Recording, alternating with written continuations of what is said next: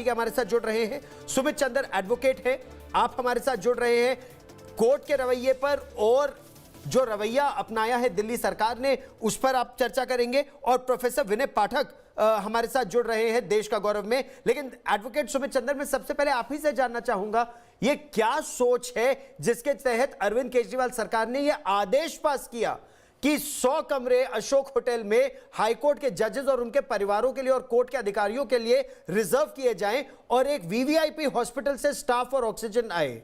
ये क्या सोच है जब आम आदमी को ऑक्सीजन भी नहीं मिल रही है दिल्ली के अस्पतालों में? देखिए, एक चीज तो आप जरूर मेरे साथ एग्री करेंगे कि कोविड फैसिलिटीज जो है वो फ्रंट लाइन वर्कर्स को सबसे पहले मिलनी चाहिए। अब वो फ्रंट लाइन वर्कर्स में क्या जुडिशियल ऑफिसर्स और उनके स्टाफ कवर्ड होंगे, वो एक सवाल है।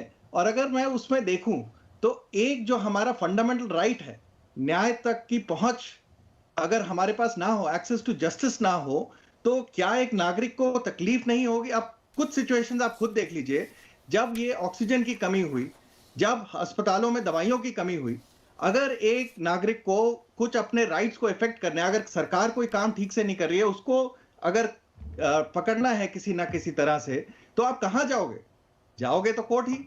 तो अगर आपके मुताबिक फ्रंट फुट पे आना पड़ा। एडवोकेट सुमित चंद्र जो कह रहे हैं उसमें गलत क्या है कि हाईकोर्ट के जजेस सुरक्षित रहे? ये तो सभी चाहते हैं, कोर्ट के अधिकारी सुरक्षित रहे, ये सभी चाहते हैं। तो क्या गलत है अगर उनके लिए अशोक होटल में 100 बिस्तर क्वारंटीन सेंटर के रूप में अलग रखे जाते हैं? क्योंकि देखिए गौरव, अगर आप ध्यान दें तो हमारे कई डिस्ट्रिक्ट कोर्ट के जजेस जो हैं, 6 उनमें से ऑलरेडी कोविड से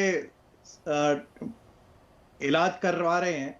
100 से ज्यादा स्टाफ जो है वो कोविड से डाउन हो गए हैं।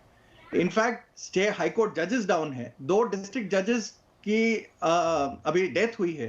तो अगर आप ये सब चीजें देखें, कोविड लॉकडाउन के टाइम पे भी हम सब लॉयर्स कोर्ट में थे, कोर्ट स्टाफ कोर्ट में था, सारी प्रोसीडिंग्स हो रही थी, फंडामेंटल राइट्स लोगों के जो अपहेल्ड हो रहे थे वो कोविड लॉकडाउन के टाइम पे हमारी सारी एप्लीकेशंस फाइल हो रही थी।